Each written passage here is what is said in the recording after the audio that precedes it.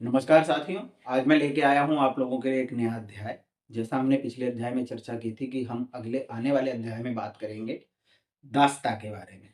आज हम बात करेंगे दास्ता यानी स्लेवरी के बारे में। दास्ता क्या है? दास्ता के प्रकार, आज के समय में भी क्या दास्ता है और क्या अंतर है संप्रभुता, आधिपत्य और दास्ता में। चलिए बात करते हैं। ये सबसे पहले हम बात करते हैं दास्ता के अर्थ के बारे में। क्या होता है दास्ता का मतलब? सीधे शब्दों में अगर हम कहें तो यहाँ पर दास्ता का सीधा सा अर्थ है आपका किसी भी प्रकार का खुद का कोई अधिकार, कोई इच्छा न होना, जो आपको शासित कर रहा है, जिसका आपके ऊपर नियंत्रण है। आपको सिर्फ उसकी इच्छानुसार, उसके आदेशानुसार आपको कार्य करना है, आपको चलना है। दास्ता को हम दो प्रकार से समझ सकते हैं, एक व्यक्तिगत रूप से और एक राज्य के संदर्भ में। तो जब हम व्यक्तिगत रूप से दास्ता की बात करते हैं तो जैसा कि अभी मैंने बताया आपको, अगर एक व्यक्ति मान लीजिए जो किसी का दास है, अगर जैसे आप लोगों ने ये भी पढ़ा होगा, सुना होगा कि दासों को खरीदा और बेचा भी जाता था। तो जो दास है वो अपनी मर्जी, अपनी इच्छा से कुछ नहीं कर सकता है। अधिकार की तो बात ही छोड़ दीजिए, उसके पास अपनी इच्छा भी नहीं होती है। उसका मालिक क्या कहता है उसको वो करना है। वहीं जब हम राज्य के संदर्भ में बात करते हैं तो राज्य के संदर्भ में मतलब ये हुआ कि किसी क्षेत्र विशेष पर, किसी राज्य विशेष पर, किसी देश विशेष पर, किसी अन्य सत्ता का, अन्य राज्य का, किसी समूह विशेष का कब्जा होना और वहां आपके अधिकारों को कुचल दिया जाता है। आपका कोई अधिकार नहीं है, जिसने आपके ऊपर कब्जा कर रखा है उनका शासन चलेगा, जैसा वो आपको चलाएंगे चलेगा। व्यक्तिगत तौर पर दास्ता की जब हम बात करते हैं तो जैसे देखिए, पहले राजा महाराजा होते थे, उनके पास दास दासियां बहुत सारे होते थे। उससे भी पहले दास होते थे। तो सबसे पहले जो है रोम में, ग्रीक में जो है इसका इसका चलन था। अफ्रीकन कंट्रीज में, यूरोपियन कंट्रीज में, दक्षिणी अमेरिका में और खुद अमेरिका में भी इस तरीके का कंसेप्ट रहा है, जहां पर दास्ता की बात होती है। दास्ता पाई जाती है व्यक्तिगत रूप से, जो दासों को रखते थे। हम अगर कुछ मुस्लिम कंट्रीज की बात करें तो वहां भी इस तरीके से चीजें होती थी। अब यहाँ पर ये है कि जैसे मान लीजिए कि आप लोगों ने सुना भी होगा कि कोई राजा जब युद्ध जीत जाता था और जो हार जाता था राजा, वो उसको भेंट भेजता था। या कोई राजा अपनी लड़की की, राजकुमारी की शादी करता था तो उसके साथ बहुत सारी दास दासियां भी भेज देता था, वो भी जाती थी। तो ये प्रकार है दास का। आपकी मर्जी नहीं चलेगी, आपको यहाँ रखा गया है, आप यहाँ रहिए। आपको उसके साथ भेजा जा रहा है तो आप उसके साथ रहिए, और वहां फिर वो जो आपसे कराएं आप वो करिए। तो ये एक प्रकार हो गया व्यक्तिगत दासता का।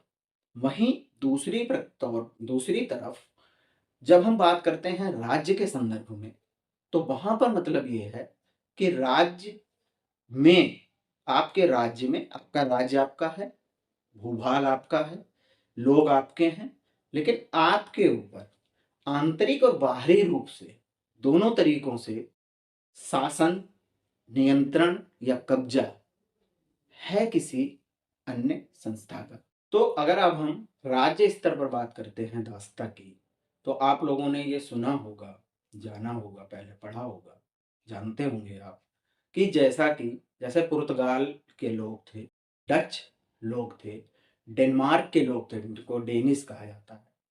ये इन सब लोगों ने शुरुआत की दूसरे के भूभागों पर कब्जा करने की। सबसे ज़्यादा फेमस है, प्रसिद्ध है ब्रिटेन, लेकिन ब्रिटेन जो है यहाँ पर बाद में आया है, उससे पहले इसकी शुरुआत हो चुकी थी, फिर बाद में ब्रिटेन ने शुरुआत की। जैसे कि पुर्तगालियों ने कब्जा किया हमारे गोवा राज्य के ऊपर, और गोवा आज़ाद भी बाद में हुआ, जब भारत को स्वतंत्रता मिल गई थी, लेकिन गोवा उसके बाद आज़ाद हुआ।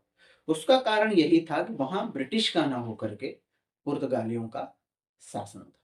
इन लोगों ने खोज की समुद्री रास्तों से, दूसरे देशों की, दूसरी जगहों की, और वहाँ पर इन्होंने अपना कब्ज़ा जमाया, वहाँ के लोगों के ऊपर इन्होंने अपना शासन जमाया। जैसे बात करते हैं हम भारत की। भारत में ब्रिटिश आए, उन्होंने यहाँ पर सबसे पहले वो व्यापार करने के लिए आए, एक कंपनी के रूप में आए। धीरे-धीरे उन्होंने यहाँ कब्ज़ा जमाना शुरू किया, कब्ज़ा करना शुरू किया। जैसे हम इसको इस संदर्भ में भी समझ सकते हैं कि जब आए तो उनके पास कुछ नहीं था। धीरे-धीरे उन्होंने आंतरिक चीज़ों पर कब्ज़ा करना शुरू किया, फिर उन्होंने आधिपत्य जमाया, यानी उनको सुज़रेनिटी मिल गई। राजा लोगों से उनकी संधि हुई और उन्होंने उनको ये कहा कि ठीक है, आप आंतरिक मामले आप देखिए, बाहरी हम देखेंगे। धीरे-धीरे ये हुआ, पूरी तरीके से भारत पर कब्ज़ा हो गया कि आंतरिक और बाहरी दोनों मामले जो हैं, वो हम ही देखेंगे। तो इस तरीके से धीरे-धीरे कब्ज़ा करना शुरू किया ब्रिटिशर्स ने भारतीयों के ऊपर। उससे पहले वो अमेरिका के ऊपर कब्ज़ा कर चुके थे। उससे पहले वो और देशों के ऊपर और राज्यों के ऊपर भी कब्ज़ा कर चुके थे। इस तरीके से ये शासन व्यवस्था चली, दूसरों के भूभाग पर कब्ज़ा करके और वहाँ अपना शासन स्थापित करना। यहाँ पर मैं आपको एक रोचक तथ्य बताता हूँ। अमेरिका के पास एक देश है, अमेरिका महाद्वीप में देश है, सूरीनाम। वो देश हिंदुओं का देश है। वहाँ पर सब ज़्यादातर हिंदू ही रहते हैं। अब वो देश कैसे बना? वो देश बना जब व्यक्तिगत गुलामी थी। भारत से दासों को ले जाया गया, वहाँ उनको रखा गया, काम कराया गया, या जैसे अफ्रीका में ले जाया गया, अ, विशेष तौर पर वहाँ गन्ने की जो खेती होती थी, गन्ने का काम करवाना होता था, उसके लिए काम करवाते थे। तो वहाँ पर उन लोगों को ले जाया गया, रखा गया। जब वो आज़ाद हो गए, संप्रभु हो गए, दासता खत्म हो गई, तब यहाँ पर वो लोग अपना एक उन्होंने देश बना लिया। अलग-अलग देश बन गए, अलग-अलग जगह हो गए। आजकल भारतीय सब जगह आपको पता ही है छा रहे हैं। तो इसलिए ये इस तरीके से है, वहाँ पर है। इसी तरीके से जब हम सिंगापुर की बात करते हैं, मलेशिया की बात करते हैं, तो हम कई बार आपने सुना भी होगा, टीवी में भी आता है कि वहाँ के राष्ट्रपति, प्रधानमंत्री जो हैं वो भारतीय मूल के हैं। तो भारतीय मूल के होने का उनका भी यही मतलब है। उनके पूर्वज जो थे, उनको वहाँ ले जाया गया अंग्रेज़ों के द्वारा दासता के तौर पर, दास के तौर पर, और वहाँ उनसे काम कराया गया। जब वो देश स्वतंत्र हो गए, राज्य खत्म हो गया, तो फिर वो लोग वहाँ पे एक अच्छे उसमें जो है उन्होंने अपना डेवलपमेंट किया, और वो बाद में वहाँ पे जो भी है राष्ट्रपति या प्रधानमंत्री या कोई बहुत बड़ा बिज़नेसमैन है, जैसे आजकल ब्रिटेन में बहुत सारे लोग हैं हमारे, पहले ब्रिटेन हम पर शासन करता था। तो इस तरीके की चीज़ें हैं। तो अब आज के संदर्भ में अगर हम बात करें तो व्यक्तिगत रूप से किसी व्यक्ति को दास बनाना संभव नहीं है। हालाँकि होते हैं, ऐसा नहीं है कि बिल्कुल खत्म हो गई है, लेकिन संभव आज के समय में व्यापक रूप से संभव नहीं है, सार्वजनिक रूप से संभव नहीं है। क्यों? क्योंकि आप नहीं कर सकते हैं, किसी को ऐसे दास बना लें, वो सिर्फ़ आपकी बात माने, आपका अधिकार माने। देश में जो है ऐसे कई कानून आ गए हैं कि आप किसी को दास नहीं बना सकते हैं। एक बेगारी निवारण अधिनियम है, और भीख माँगने के लिए है कि आप किसी से ज़बरदस्ती भीख नहीं मँगवा सकते। आप किसी से बेगार नहीं करवा सकते कि आपने काम करवा लिया। बाल मज़दूरी है कि आप किसी बच्चे से काम नहीं करवा सकते। तो ये सब जो उपाय किए गए हैं, ये दासता को रोकने के लिए ही किए गए हैं, व्यक्तिगत दासता को रोकने के लिए, ताकि कोई इस तरीके से व्यक्तिगत रूप से किसी से गुलामों जैसा व्यवहार ना करे, काम ना करवाए। अगर आपको किसी से काम करवाना है तो उसके साथ उसको उसके कुछ अधिकार भी देने होंगे, कुछ कर्तव्य आपके होंगे, कुछ कर्तव्य काम करने वाले के होंगे। जब हम अंतर्राष्ट्रीय स्तर पर बात करते हैं, तो एम्नेस्टी इंटरनेशनल है, सबसे बड़ा हमारा संयुक्त राष्ट्र संगठन है, और भी कई कई ऐसी संस्थाएँ हैं, जो इन सब चीज़ों को देखती हैं। और आज के समय में ये इस तरीके से संभव नहीं है, मतलब प्रत्यक्ष रूप से संभव नहीं है। लेकिन अप्रत्यक्ष रूप से, जैसा मैंने आपको बताया था कि संप्रभुता को भी नियंत्रित किया जा सकता है अप्रत्यक्ष रूप से। तो जब हम बात करते हैं अप्रत्यक्ष रूप से, दासता भी इस तरीके से लाई जा सकती है। जैसे एक छोटा-सा उदाहरण, गूगल। गूगल के ऊपर पूरी दुनिया आज के टाइम पर डिपेंड है, निर्भर करती है। और गूगल जो है अपनी मोनोपोली चलाता है।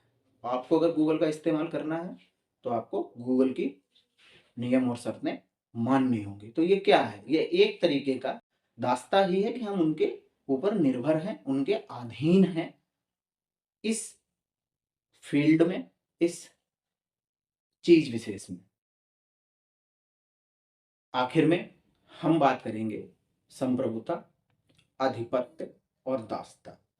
तीनों चीज़ें एक दूसरे से कैसे भिन्न हैं और किस तरीके से एक स्टेप वाइज पहले क्या आया, फिर क्या आया, फिर क्या आया, कैसे ये चीज़ें इनकी उत्पत्ति हुई।